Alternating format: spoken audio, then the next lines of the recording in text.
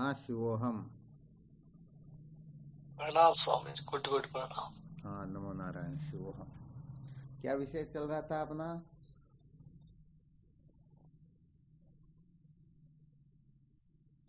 संसार को बनाए रखकर कभी भी सत्य का साक्षात्कार नहीं किया जा सकता।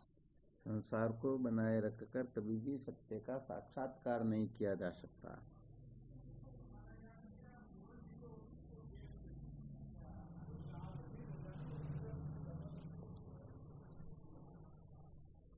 तो यहाँ पर संसार को बनाए रखने से तात्पर्य अध्यारोप में आग्रह कर लेना क्या है? बहुत अच्छी तरह से, हाँ, इस रहस्य को बहुत सूक्ष्म रीति से समझना है, अच्छी तरह से समझना है। कल जो सुनाया था बहुत गंभीर था, तो थोड़ा आज और इसी पर विचार कर लेते हैं। अध्यारोप को यदि कोई सिद्धांत समझ कर बैठा हुआ है तो समझ लेना चाहिए वह संसार को बनाए रखना चाहता है।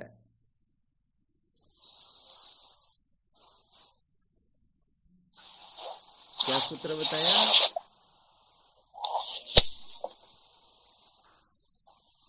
अध्यारोप को सिद्धांत समझ कर बैठा है संसार को। हाँ, जो भी अध्यारोप को सिद्धांत समझ कर बैठ गया तो समझ लेना चाहिए वह संसार को बनाए रखना चाहता है। वास्तव में वह अभी तक सत्य के साक्षात्कार से बहुत दूर है। अभी तक ऐसा समझना चाहिए वह कल्पना में जी रहा है। वह कल्पना चाहे शास्त्रों की हो या संतों की हो, महापुरुषों की हो, परंतु अभी तक वह सचमुच में कल्पना में जी रहा है। कल्पना से अभी तक वह उठा नहीं, अर्थात जैसे जब तक स्वप्न से जगते नहीं तब तक स्वप्न के दुखों का अंत नहीं होता है, ऐसे ही कल्पना में जीने वाला कभी भी कल्पना के बंधन से विनिर्मुक्त नहीं हो सकता।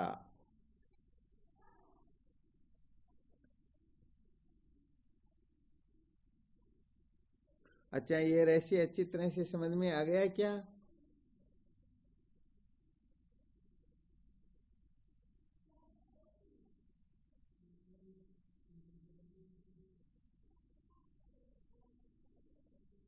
आवाज नहीं आ रही या क्या बात हुई? जिसको आ रही वह तो बोल सकते, इनमें इतनी ये बात तो नहीं कि किसी को आवाज नहीं आ रही होगी। गुरुजी मैं तो अभी जुड़े हुई जो सुने ही कौन बताओ। चलो कोई बात नहीं, जो पहले जुड़े हुए हैं यदि आवाज आ रही हो तो हाँ, आ रही ना आवाज? आ रही है स्वामी जी।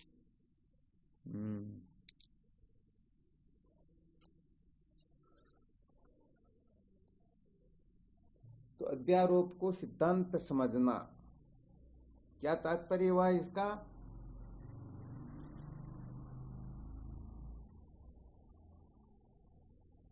अध्यारोप को सिद्धांत समझने से संसार को बनाए रखना। ठीक बात है। जो अध्यारोप को सिद्धांत समझ लेते हैं, समझना चाहिए वह इस संसार को बनाए रखना चाहता है। परंतु अध्यारोप से क्या तात्पर्य होता है?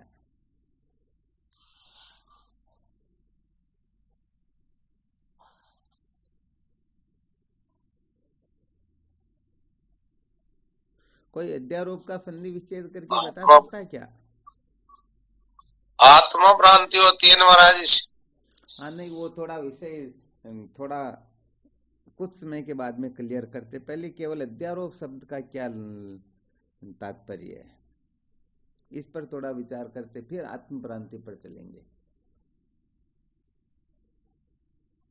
अध्यारोप का संधि विच्छेद आता है किसी को क्या?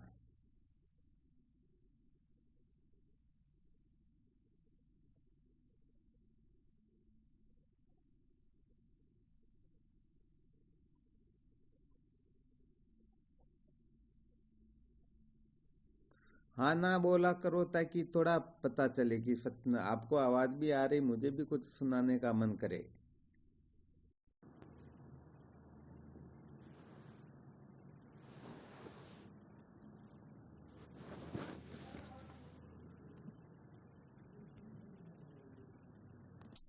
प्रणाम गुरुदेव। आवाज आ रही है ना अब तो? जी जब ठीक। जी महाराज आ रही जब। अध्यारोप है ना, किसको कहते हैं अध्यारोप?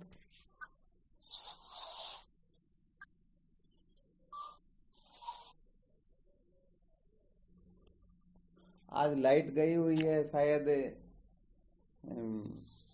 ये रेंज डिस्कनेक्ट न हो जाए, बहुत टाइम हो गया। जब तक वो टावर की बैटरी डिस्चार्ज नहीं होगी तब तक तो चलेगा, बाद में फिर पता नहीं। तो देखो, अध्यारोप से तात्पर्य होता है अधि प्लस आरोप, इसको कहते हैं अध्यारोप। ध्यान रखना, अच्छी तरह से नोट भी करते रहना। किसको कहा अध्यारोप?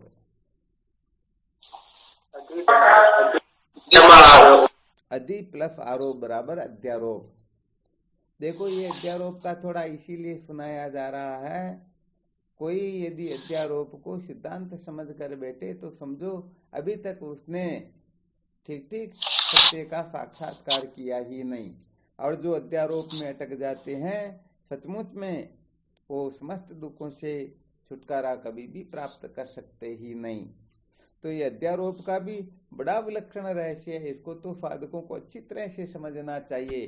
क्योंकि पंचदशिकार विद्यारण्य स्वामी जी महाराज नाटक दीप प्रकरण में लिखते हैं, अध्यारोप अपवादाभ्याम निष्प्रपंचम प्रपंच्यते। अध्यारोप अपवाद की युक्ति के द्वारा यथार्थ अनुभव, आत्म तत्व का जो वास्तविक रहस्य है, ब्रह्म तत्व का साक्षात्कार जो है, इसी प्रक्रिया से होता है। तो जब तक अध्यारोप अपवाद की प्रक्रिया समझ में नहीं आ जाती है, तब तक ये जीव दीनहीन ही बना रहता है।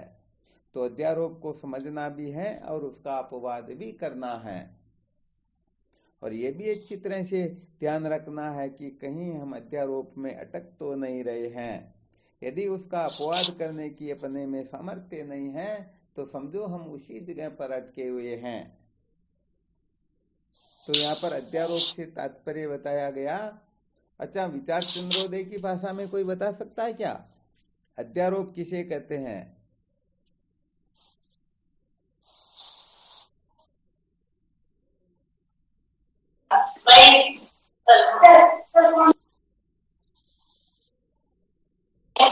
जो वस्तु जहाँ तीन काल में नहीं फिर भी वो प्रतीत हो। बहुत बहुत बहुत धन्यवाद है।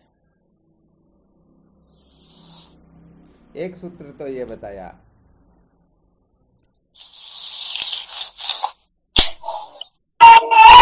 चरणों प्रणाम। हम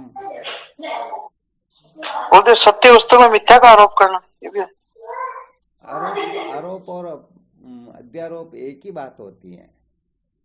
अर्थात सत्य वस्तु में मिथ्या वस्तु का कथन करना, ऐसा भले कह सकते हैं।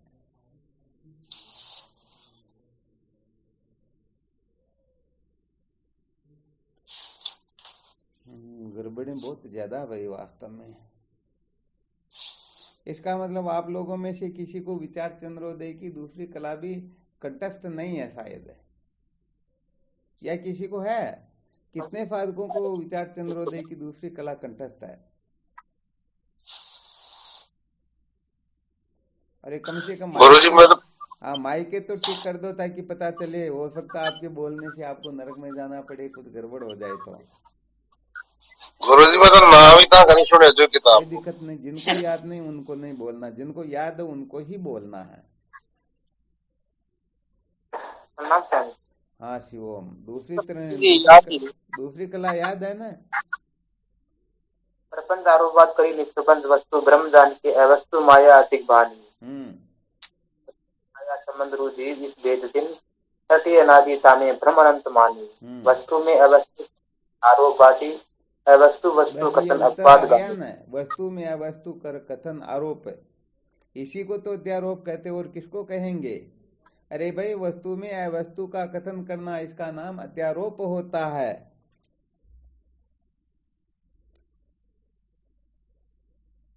किसमें किसका कथन करना? यह वस्तु में वस्तु कथन अपवाद हुआ। अरे तो आपको क्या पूछा जा रहा, आप फिर गड़बड़ कर रहे हो। आपको अपवाद के बारे में पूछा जा रहा है या अध्यारोप के बारे में? फिर गड़बड़ कर देते हो, गजब करते हो। वस्तु में वस्तु का कथन आरोप, वस्तु में अवस्तु का कथन करना। यहाँ पर वस्तु नाम परमात्मा का है, अवस्तु नाम संसार का है। वस्तु नाम रस्सी का है, अवस्तु नाम सर्प, माला, दरार आदि का है। शायद अब तो आप लोगों के समझ में आ ही जाएगा। पहले बताया नहीं बताया? अध्यारोप, अद्धि प्लस आरोप, अर्थात अधिक आरोप करना, इसी का नाम अध्यारोप है।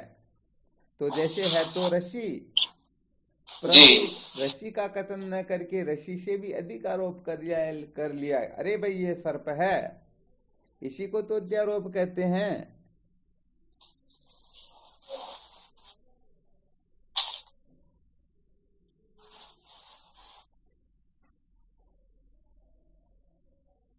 आ गया समझ में? आ गया। तो यहाँ पर समझो एक तरह से कलंक लगा देने का नाम भी अध्यारोप समझ सकते हैं। जो व्यक्ति जैसा है उसको वैसा न समझ करके, वैसा कथन न करके और कम ज्यादा उसे उसके बारे में कथन कर देना, इसी का नाम अध्यारोप है। ये तो समझ में आ गया, बिल्कुल सीधा साधा साधारण। जी गुरुदेव, नहीं हुआ? बिल्कुल समझ में आओ महाराज। आ गया ना? बस बस, बहुत अच्छी बात है। कहने का मतलब परमात्मा में माया आदि प्रपंच का अध्यारोप कथन करना, इसी का नाम अध्यारोप होता है। आत्मा में जगत तीन काल में है ही नहीं, जैसे अभी भवानी शंकर जी महाराज ने बता ही दिया था। फिर भी हम अनात्म प्रपंच का कथन कर रहे हैं। ये क्या हुआ? ये अध्यारोप हुआ। तो देखो, जीवन के अंतर्गत सत्य के साक्षात्कार के लिए अध्यारोप की भी आवश्यकता होती है, परंतु जब तक अध्यारोप का अपवाद नहीं कर दिया जाता है तब तक सत्य का साक्षात्कार होता ही नहीं। ये थोड़ी विशेष बात है, ध्यान रखना अच्छी तरह से। तो जीवन में अध्यारोप की भी आवश्यकता है। हाँ, ऐसा मत समझना कि इनकी आवश्यकता नहीं है, परंतु उस अध्यारोप का जब तक अपवाद नहीं हो जाता है तब तक हम कृतार्थ होते ही नहीं। तो होता क्या है, संसार के अंतर्गत अधिकतर जीव मात्र जो है इस अध्यारोप के अंतर्गत अटक जाते हैं। अध्यारोप में ऐसे पागल हो जाते हैं कि वहां से छूटने का उनको मन ही नहीं करता। हाँ, यहाँ पर ऐसा मत समझना कि किसी व्यक्ति विशेष की बात कर रहे हैं। ये जीव मात्र का स्वभाव है, जीव मात्र कल्पना में उलझे हुए हैं। ये जीव मात्र अध्यारोप के चक्कर में ऐसे पड़े हुए हैं कि वहां से ऊपर उठने का ये स्वप्न भी नहीं देखते हैं। बस उसी को सिद्धांत समझते हैं और जीवन भर बेचारे भले ठोकरें लगे, अपमान हो, तिरस्कार हो, पता नहीं क्या क्या हो, फिर भी उस जगह ऐसे बंद जाएंगे कि सचमुच में सत्य के साक्षात्कार की ओर इनकी महत्व बुद्धि होती ही नहीं। तो ये अध्यारोप साधारण बात नहीं है। हाँ, शास्त्रों के द्वारा बड़े बड़े अध्यारोप किए गए हैं। तो इनका रहस्य जब ठीक प्रकार से समझ लेते हैं तब बात कुछ और होती है, वरना अध्यारोप में अटके हुए जीव ये पागलों की तरह ये संसार अरण्य में भटकते ही रहते हैं। जैसे भांग पीकर बकते हैं ना, वैसे ही अध्यारोप के चक्कर में पड़े हुए जीव बकते रहते हैं और मरने मारने पर उतारू हो जाते, लड़ाई झगड़ा करने पर उतारू हो जाते। अरे तुम क्या समझते हो, यही सचमुच में धर्म है, यही कर्तव्य है, ऐसा करना चाहिए, ऐसा नहीं करना चाहिए। यदि इससे इधर उधर हो गए तो तुमको नरक में जाना पड़ेगा, पतन हो जाएगा, 84 लाख योनियों में जाओगे। पता नहीं अंट संट ऐसी ऐसी कल्पना कर लेते हैं कि सच्ची बात तो यह है, कोई समर्थ सदगुरु हो तभी उनको उन कल्पनाओं से मुक्त कर सकते हैं, वरना उनकी तो सामर्थ्य है ही नहीं। आ गया समझ में? जी गुरुदेव, जी गुरुदेव। वेद भगवान ने कथन किया, मनोभाव मनुष्य बनो। तो ये सिद्धांत है या अध्यारोप है?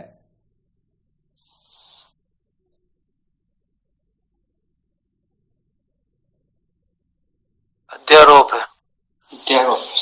और भी कोई बताओ, देखिए सिद्धांत है या अध्यारोप है? अध्यारोप है गुरुदेव। आपने बोल दिया, एक बार सुन लिया हो तो, बाकी जो नहीं बोले उनको बोलने दो।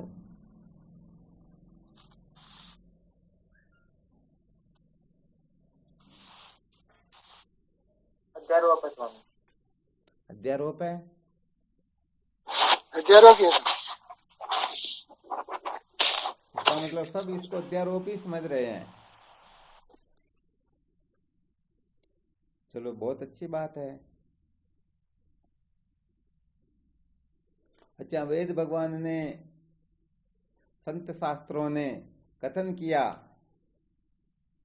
तुम ब्राह्मण क्षत्रिय वैश्य शूद्र हो, तुम किसी की पिता हो, पुत्र हो, भाई हो, पति हो, तुम किसी की माँ, बहन, बेटी, पत्नी हो, तुम पुण्यात्मा हो, तुम पापी हो, तुम कर्ता भोक्ता हो, तुम ऐसे वैसे हो, ये क्या कहलाएंगे? अध्यारोप कहलाएंगे या अपवाद कहलाएंगे?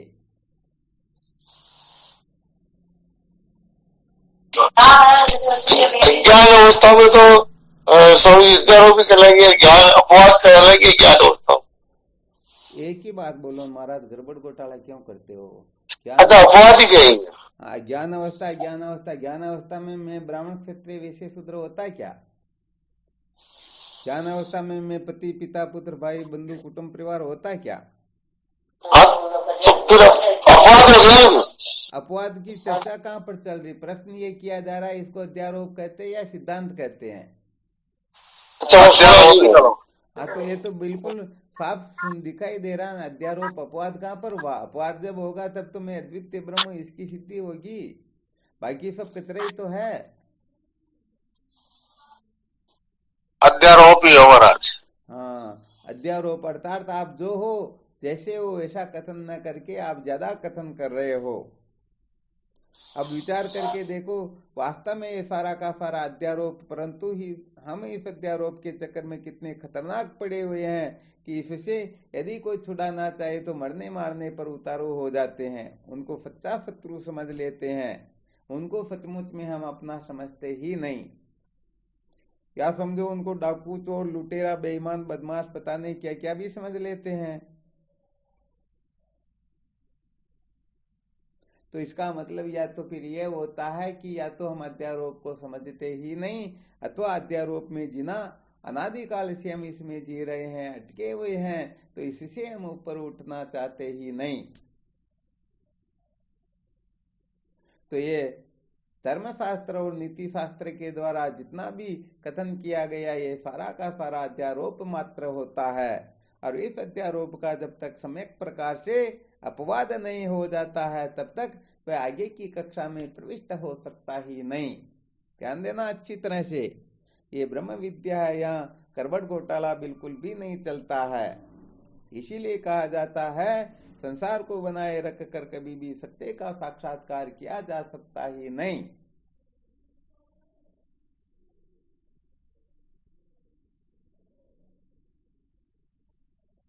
आत्म तत्व के सिवाय, परमात्मा तत्व के सिवाय हम किसी को भी महत्व दे रहे हैं तो समझो हम अध्यारोप में ही जी रहे हैं।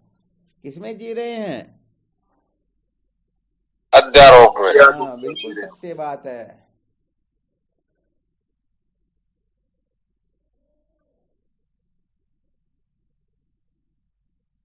तो इस अध्यारोप से छूटना तो सच्ची बात कहें तो ये टेंटे में करने वालों के वश की तो बात ही नहीं है। परंतु कम से कम साधकों को ये समझ तो अच्छी तरह से लेना कि सचमुच में हम गड़बड़ कर रहे हैं या नहीं कर रहे हैं, सचमुच में हम अंधेरे में है या नहीं है। क्योंकि हम अपने आप को बहुत जल्दी कृतार्थ समझ लेते हैं, बस हम तो कृतार्थ हो गए।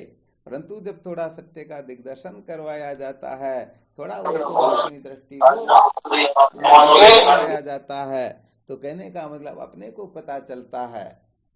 तो वेद के जो विधि निषेध है उनमें हम कितने अटके हुए हैं, और उपनिषद जिस आत्म तत्व का साक्षात्कार करवा करके हमें सदा सदा के लिए कृतार्थ कर देता है, उन महावाक्यों के प्रति अपनी कितनी आस्था है। अर्थात वेद भगवान जब श्रुति माता कहती हैं तत्त्वमसि ब्रह्म, तो हम अपने आप को कितना मैं ब्रह्म हूं ऐसा निश्चय कर लेते हैं। हालांकि इस संसार के अंतर्गत 5-25 दर्शी आते हैं, 5-25 दर्शी आते हैं। कोई पंडित जी हाथ से हाथ मिला करके कह देते, देखो ध्यान रखना आज से ये तेरी पत्नी है, अथवा ध्यान रखना ये तेरा पति है, तो शायद अंतिम श्वास तक उस जगह से ऊपर नहीं उठ पाएंगे, ऐसी गांठ लग जाएगी कि यहाँ से कोई हटा नहीं सकता। परंतु श्रुति माता जब साफ साफ कह रही है तत्त्वमसि ब्रह्म, तो विचार करके देख लो, ये एक दृष्टांत दिया गया। ऐसे ही हम विधि के अंतर्गत कभी हम अपने आप को धर्मात्मा समझते हैं, कभी भक्त समझते हैं, कभी योगी समझते हैं, कभी दृष्टा दृश्य के विवेकी समझते हैं। अनेक प्रकार से हम कल्पनाएं करते हैं, जो कि सचमुच में सारा का सारा अध्यारोप मात्र है। तो हम उस अध्यारोप को कितना महत्व दे रहे हैं, सिद्धांत को कितना महत्व दे रहे हैं, समझ में आ जाएगा कि हम सचमुच में सच्चे साधक है अथवा मनोरंजन कर रहे हैं। आ रहा है समझ में? जी गुरुदेव। तो भाई देखो, ये तो क्या होता है, वो बताया जाता है जैसे उत्तम लट, उत्तम लट के समस्त लक्षण आ जाए तो सचमुच में ये अध्यारोप तो कल्पना मात्र है, ये तो केवल मात्र आरोपित है, और आरोपित वस्तु को निवर्त करने में, नष्ट करने में समय लगता ही, परंतु हम वैसे हो जाएं तो, और नहीं हो तो ये जीवन अध्यारोप में जन्मा और अध्यारोप में ही नष्ट हो जाता है।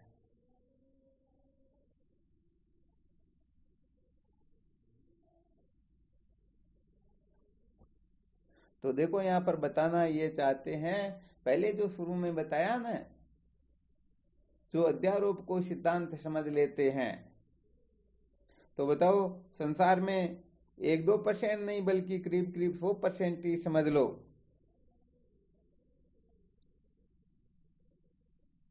निन्यानवे 10-20 बार लगा दो, ताकि कोई करोड़ों में या अरबों में कोई इस अध्यारोप से छुटकारा प्राप्त कर सकता। बाकी तो कुछ न कुछ अंशों में इस अध्यारोप में ही जाइएगा, अध्यारोप को ही सिद्धांत समझेगा, अध्यारोप महत्व देगा।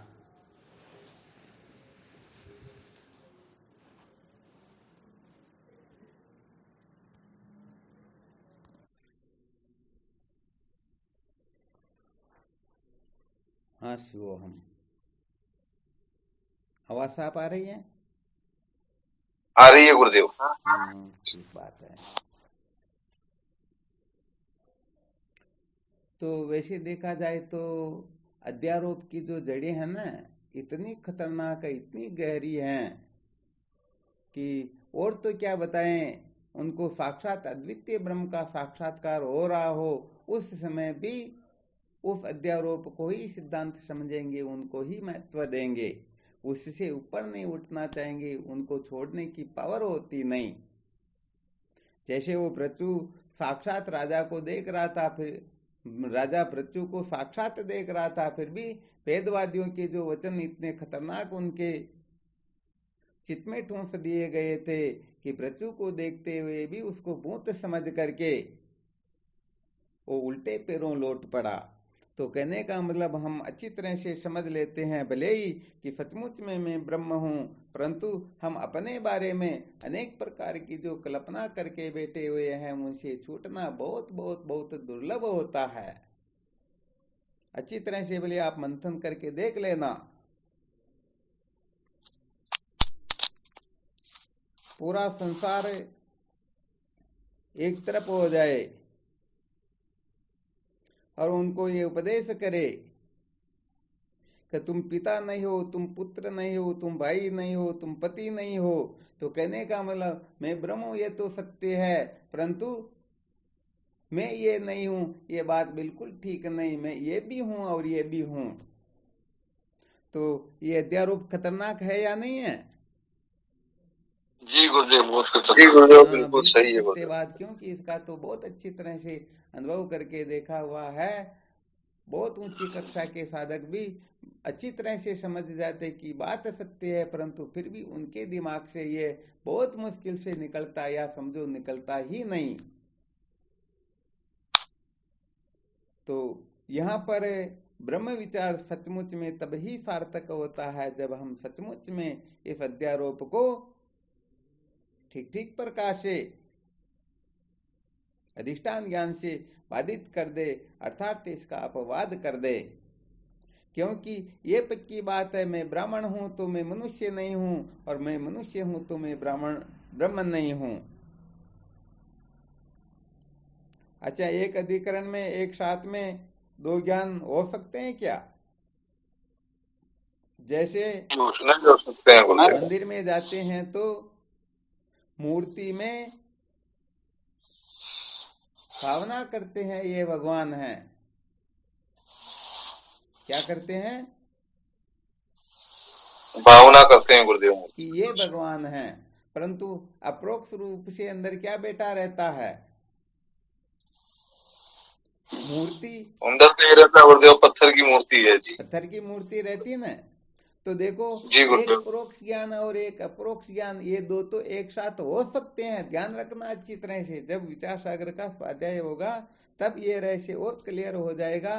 परंतु कम से कम थोड़ा समझ ही लेना है कि दो प्रकार का, अर्थात एक अपरोक्ष ज्ञान और एक परोक्ष ज्ञान तो एक साथ हो सकता है, परंतु दो अपरोक्ष एक अधिकरण में एक समय में टिक सकते ही नहीं, रह सकते ही नहीं।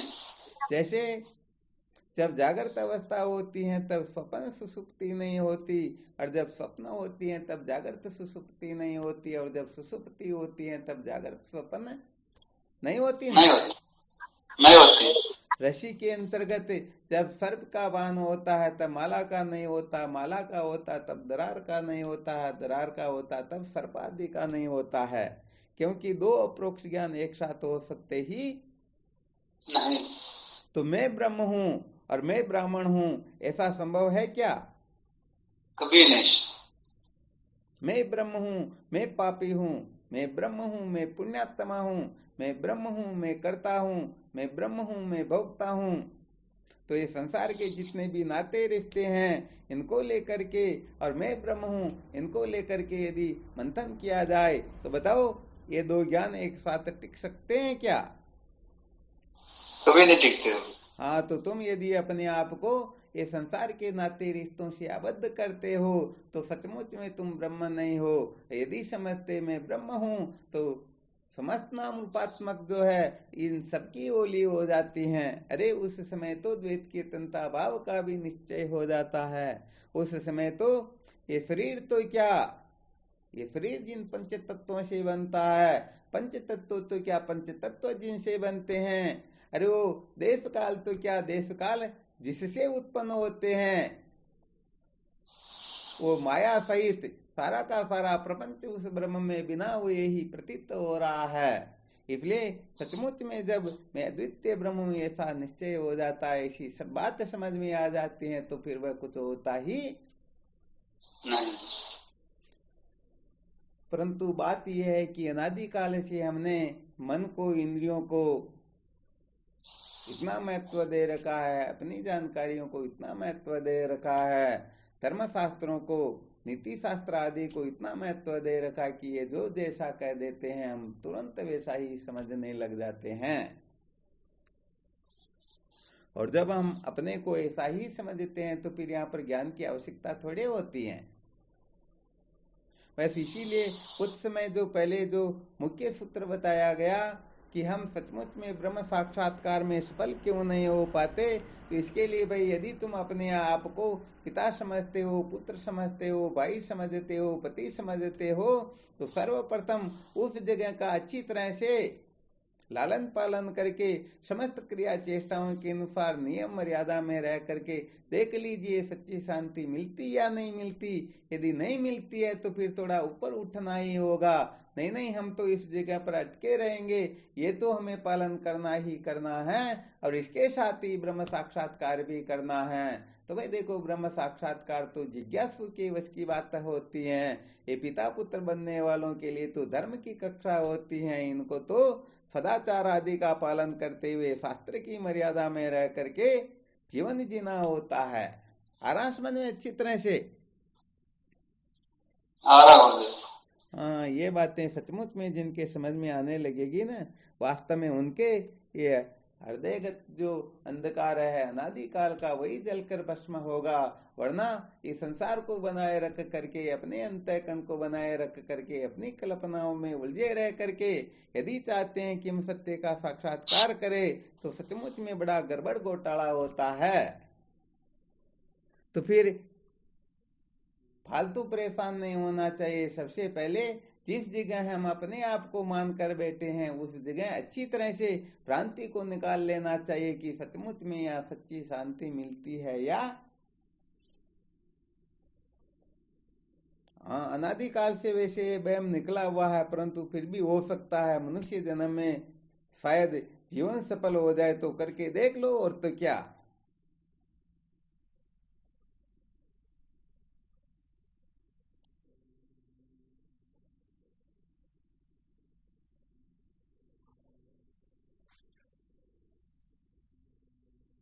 अच्छा, रहस्य थोड़ा ठीक तरह से समझ में आ तो रहा ना?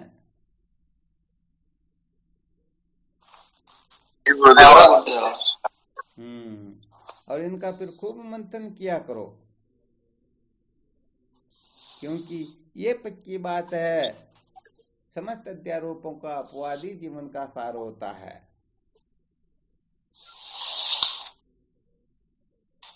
ये अध्यारोप अपवाद न्याय ही हमें सत्य का साक्षात्कार करवा सकता है। तो हम सचमुच में अपने बारे में जो कल्पना करके बैठे हैं, परोक्ष रूप से बैठे हैं या अपरोक्ष रूप से बैठे हैं, यदि परोक्ष रूप से करके बैठे हैं तब तो थोड़ा काम चल जाएगा, परंतु अपरोक्ष रूप से कल्पना करके बैठे हुए हैं कि नहीं नहीं हम तो यही हैं, तो फिर सच्ची बात है मैं ब्रह्म हूं, स्वप्न में भी संभव नहीं। ये रहस्य कभी भी समझ में आने वाला है ही नहीं।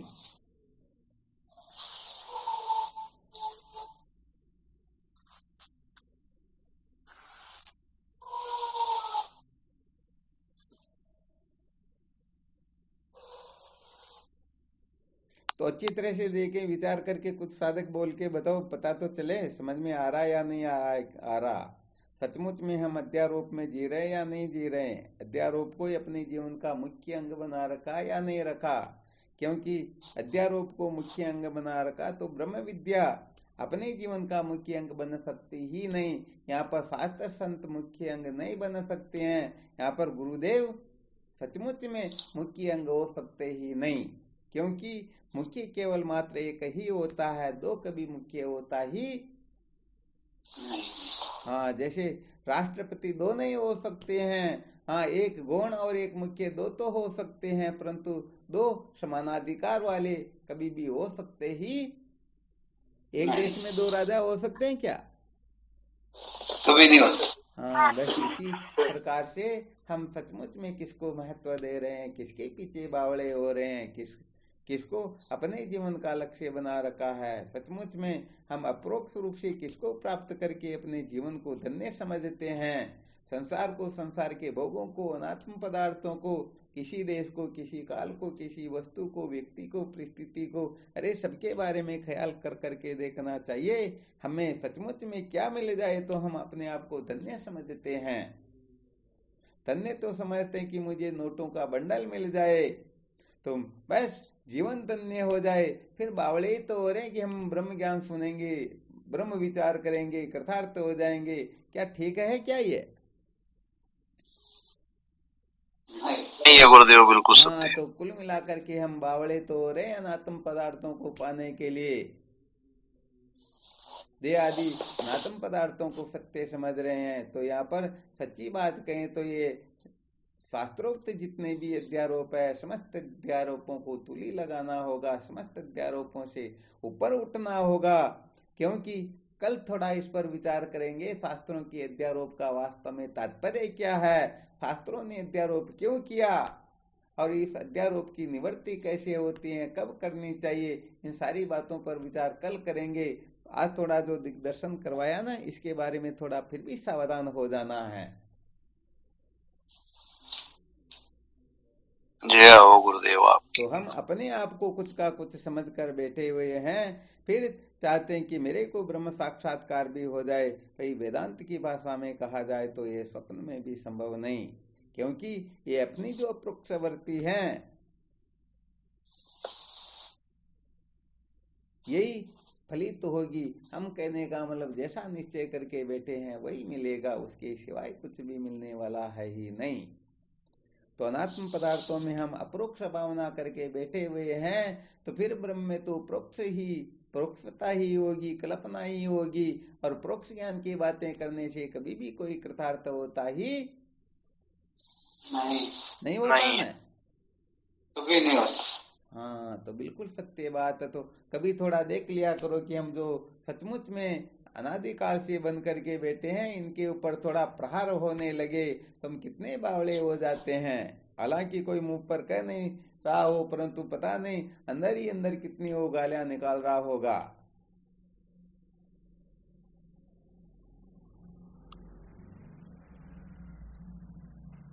तो भारी है भाई साहब जी। हाँ, बहुत खतरनाक वास्तव में देखा जाए तो। ये संसार के नाते रिश्ते, इनसे अहमता ममता का छूटना, इनसे ऊपर उठना, इनसे वैराग्य होना, सचमुच में सत्य की जिज्ञासा होना और महापुरुषों के प्रति पूर्ण रूप से समर्पित होना, एक टेटे में करने वाले बालकों का, अबोध लोगों का काम तो सचमुच में है ही नहीं। यहाँ पर तो बड़े शूरवीरों का काम होता है। जो सचमुच में केवल और केवल मात्र तत्व का साक्षात्कार ही चाहता है, वही सचमुच में जीवन को धन्य बना सकता है। बाकी तो अनेक प्रकार की कल्पनाओं में उलझा हुआ जीव बेचारा जानकारियां जरूर प्राप्त कर लेगा, परंतु कृतार्थ सचमुच में वह हो सकेगा ही नहीं, क्योंकि उनके प्रोक्ष बुद्धि, देह इंद्रिया प्राण मन बुद्धि, नाते रिश्ते पता नहीं विहित निषिद्ध किस किस में अटकी हुई हैं। आ गया ना चित्रण से समझ में? जी गुरुदेव, बिल्कुल सत्य है। हाँ, यहाँ पर तो कुल मिलाकर के खाली कागज होना होता है। यदि एक बिंदु भी लगा हुआ तो वह भी बहुत बड़ी गड़बड़ी कर देता है। तो अपन तो कहने का मतलब सत्य कहे तो इतने बड़े ज्ञानी बने हुए कि बहुत बड़े से बड़े ज्ञानी को बोले 1000 वर्ष तक हम उसे उपदेश कर सकते हैं। तो भैया फिर ब्रह्म विद्या का भीतर प्रवेश संभव ही नहीं है, क्योंकि जगह खाली है ही नहीं। हाँ, इसलिए पहले संसार को बनाए रखकर अपन जो सत्य का साक्षात्कार करने का आग्रह कर बैठे हैं, कल्पना करते हैं, मन में मौज मस्ती मना रहे हैं, तो सिद्धांत ये संकेत कर देता, संत महापुरुष इशारा कर देते हैं, भाई परेशान मत हो, ऐसे काम चलने वाला है ही नहीं। तीली यदि गीली हो न तो सुबह से शाम तक करते रहो, माचिस गीली हो, दोनों गीले हो तो फिर तो बात ही अलग हो जाती है। इसलिए ठीक ठीक प्रकाश से सत्य का साक्षात्कार किए बिना कोई कृतार्थ होता ही नहीं। कुल मिलाकर के अपने अहम को मिटाना, अपनी कल्पनाओं से छुटकारा पाना, अपनी बेवकूफी को बेवकूफी समझना, यह साधारण पुरुषों के वश की बात नहीं होती है।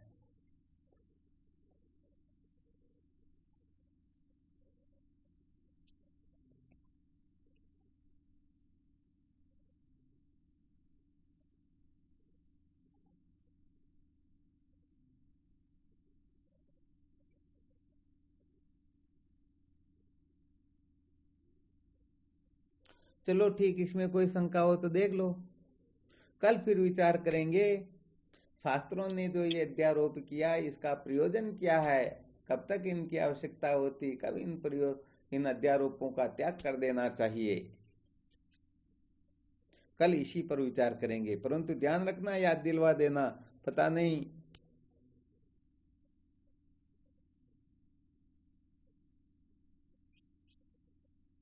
प्रणाम गुरुदेव। हाँ शिवो, हम तो गुरुदेव पूरे ही अध्यारोप में फंसे हुए हैं। अरे आप तो क्या है, सारा संसार ही इसी में फंसा हुआ है। आप कह सकते हैं, कहने से कुछ नहीं है, थोड़ी देर में गुस्सा आ जाएगा, थोड़ी देर में क्या, ये पूरा कुछ है जो अध्यारोप में ही है। सारा का सारा अध्यारोप मात्र। अभी ये तो क्या बहुत ऊंची कक्षा में सच्चित आनंद हूँ यहाँ पर अटक रहे हैं, तो भी अध्यारोप में ही हैं अभी तक। तो ये साधारण बातों का तो महत्व ही क्या है।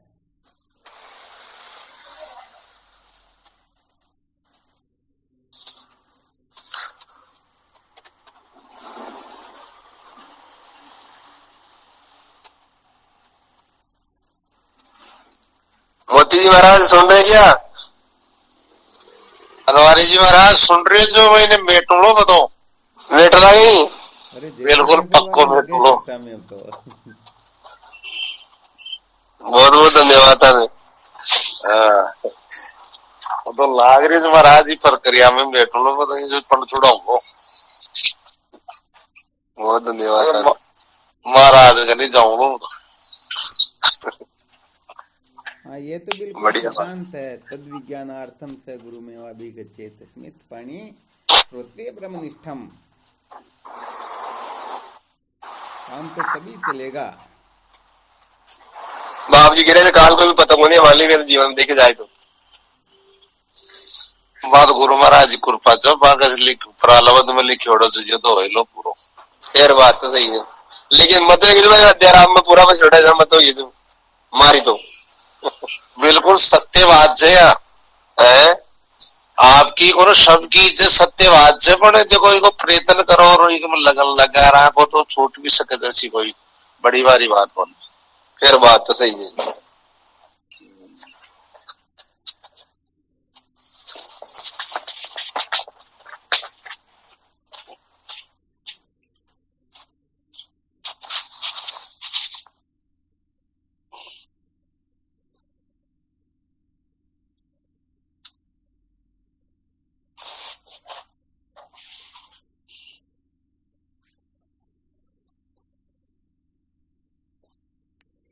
चलो ठीक, फिर करो साधन भजन है ना। शिवोहम।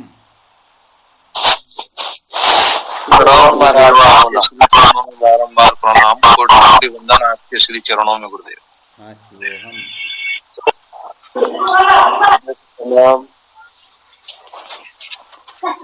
गुरुदेव के श्री चरणों में प्रणाम। शिवोहम। शिवोहम। प्रणाम के पावन चरणों में कोटि कोटि आपके चरणों में साक्षात शिवोहम। शिवोहम।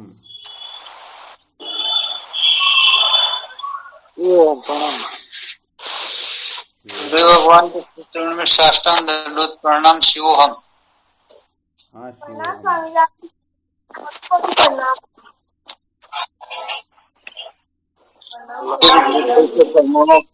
बारंबार प्रणाम। शिवोहम दत्ता। शिवोहम। शिवोहम। शिवोहम।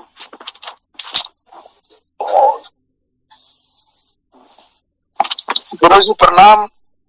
शिवोहम।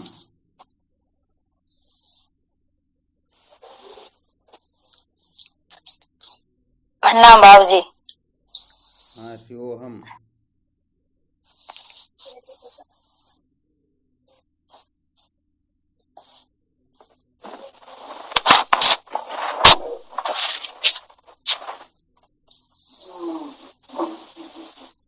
प्रणाम स्वामी जी, आपके श्री चरणों में बारंबार।